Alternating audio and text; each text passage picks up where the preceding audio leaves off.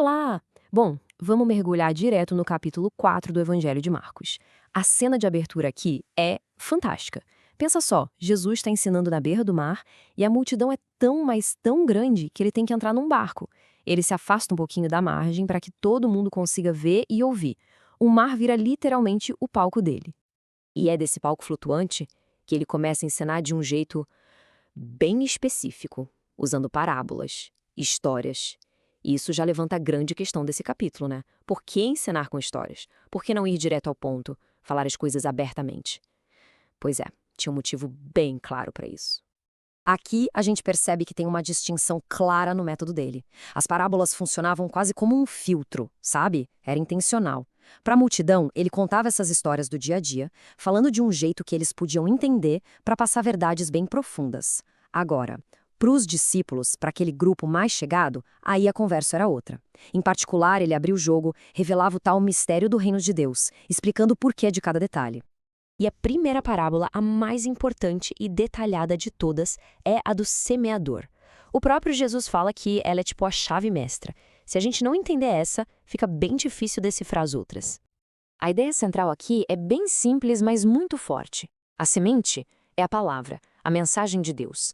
E os solos, os diferentes tipos de terra onde essa semente cai, bom, aí somos nós. São os nossos corações e como a gente reage quando ouve essa mensagem. Então, vamos dar uma olhada nesses solos. O primeiro é a beira do caminho, aquela terra batida, dura. A palavra bate ali e nada, nem entra.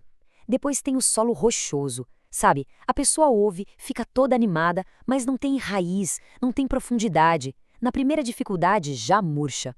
O terceiro é o solo cheio de espinhos. Aqui a semente até brota, mas as preocupações da vida, a grana, os desejos, tudo isso sufoca a planta. E por fim, a boa terra. É o coração que não só ouve, mas aceita, acolhe a palavra e, o mais importante, dá fruto. Percebe o ponto? De 4 tipos de solo, 3 dão errado, só um funciona. A questão aqui não é o semeador nem a semente, eles são os mesmos para todo mundo. O que muda, o que faz toda a diferença, é a condição do solo, do coração que recebe a mensagem. E isso leva a gente a uma pergunta bem importante que a própria parábola provoca, né? O que, afinal, faz um coração ser uma boa terra? O que é preciso para que essa semente não só entre, mas cresça e dê frutos de verdade? Ok, mas a aula não acaba aí não. Jesus continua com outras parábolas mais curtinhas que dão mais algumas pistas sobre como funciona esse tal de reino de Deus.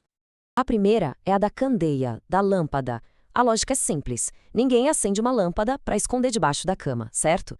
A gente coloca num lugar alto para iluminar o quarto todo. A verdade é a mesma coisa. Ela não foi feita para ficar escondida, mas sim para ser mostrada, para iluminar. Essa próxima é muito interessante. É a da semente que cresce sozinha.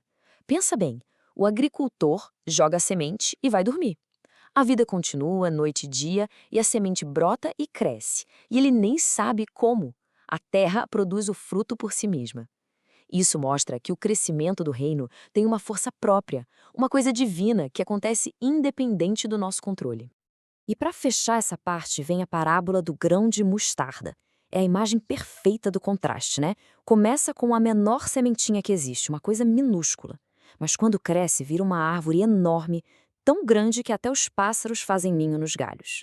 É isso, o reino de Deus pode começar pequeno, quase imperceptível, mas o potencial de crescimento é gigante. E agora, o cenário muda completamente. A gente sai das histórias, das palavras e entra na prática, no mundo real. A teoria sobre ouvir a palavra vai ser testada na marra, no meio de uma tempestade violenta. Imagina a cena. Um vendaval absurdo começa do nada. As ondas estão tão fortes que estão jogando água para dentro do barco a ponto de afundar. É o caos total. E Jesus está lá atrás na polpa, dormindo. Dormindo num travesseiro. A tranquilidade dele no meio daquele desespero todo é algo de outro mundo. Aí, os discípulos, desesperados, gritam para ele. E o grito deles é cheio de pânico, mas tem uma ponta de acusação também. Mestre, o senhor não se importa que a gente morra?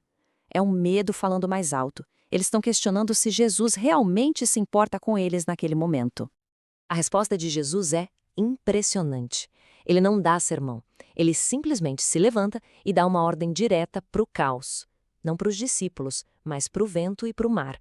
Quieto, acalme-se. E na mesma hora, tudo para. O vento cessa, o mar se acalma, uma paz total. E a reação dos discípulos diz tudo. O medo da tempestade some, e no lugar entra um outro tipo de medo, um pavor, um respeito profundo. A pergunta deles muda o foco completamente. Já não é mais sobre o barco afundando, é sobre quem é esse cara? Quem é essa pessoa que até o vento e o mar obedecem? E é assim que o capítulo amarra tudo. É genial. Ele conecta as parábolas, que falam sobre a importância de ouvir a palavra, com um milagre que mostra o poder de quem é a palavra. Então, a jornada em Marcos 4 vai de um desafio, digamos, intelectual, será que eu entendo o que ele está dizendo, para um desafio de vida, será que eu confio nele? Ouvir as histórias é uma coisa. Agora, confiar na pessoa que conta as histórias quando a tempestade vem, isso é outro nível. É confiar nele quando parece que tudo vai afundar. E o capítulo termina com a pergunta que Jesus lança para os discípulos. Uma pergunta direta que fura a gente e ecoa até hoje. Depois de tudo que eles viram, tudo que ouviram, ele olha para eles e pergunta: por que tanto medo? Vocês ainda não têm fé? E essa pergunta fica no ar, né? Fica como um convite para a gente pensar. Como é que a gente reage quando as tempestades da nossa vida chegam?